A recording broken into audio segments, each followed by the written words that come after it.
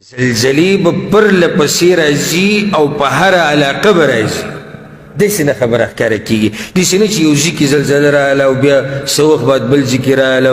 نه نه، داسې به نه، هر ځای کې به زلزلې عامې شي.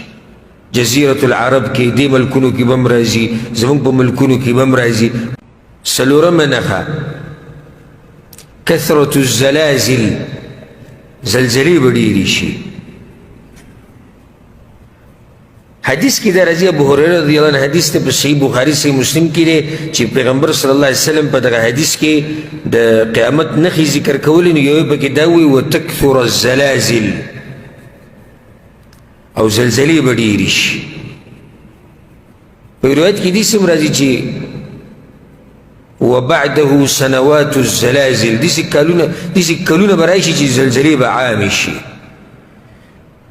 زلزله خو تاسو ته معلومه ده که زلزله د ځمکې د جټکې ته وایي. بعضو علما اوس دلته اختلاف دی، بعضو علما وایي دا نښه ښکاره شوې ده، بعضو وایي نه ده ښکاره شوې. کوم علما چې دا وایي چې دا نښه ښکاره شوې ده نو هغوی وګوره بعضو ملکونو کې لکه تاریخ رواله وخت په وخت زلزلې راغلي دي. خو صحیح خبره دا ده چې دا نښه لا نه ده ښکاره شوې.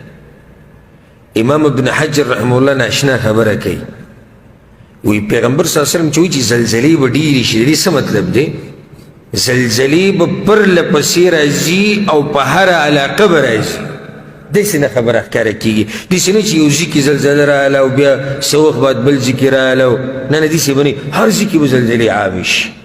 جزیرة العرب کې دې ملکونو کې به هم راځي، زموږ په ملکونو کې به هم راځي، په نورو د انګریزانو د ملکونو چې دې کې به هم راځي. وخت په وخت به لږ لږ وقفې به وي او زلزلې به راښکاره کېږي، زلزلې به راځي، زلزلې به راځي. دا معنی ده.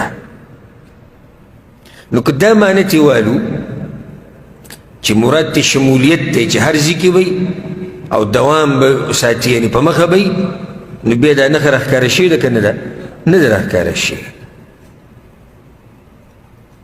د قیامت په علاماتو کې یو علامه دا ده چې زلزلې به څه شي؟ ډېرې شي. او ډېرې شي معنی څه ده؟ عامه به شي، په هر ځای کې به او پرله پسې به وي. دا نه چې یو پیر راغله او بیا ختمه شو او بیا 2 کاله او 3 کاله بعد زلزله راځي، کال بعد. نه نه، دا به ډېرې زیاتې شي. نو دا نښه په دې معنې سره لا نه ده راښکاره شوې. دغه حدیث چې کوم موږ ووایو د بخاري او مسلم ده، په هغې کې دا دي پیغمبر صلی الله علیه وسلم فتنې به عامې شي، ګناهونه به ډېر شي. بیا پکې دا ویلي وتکثر الزلازل، نو دې کې یوه فایده، دا زلزلې دا به هله ډېرېږي چې کله ګناهونه عام شي.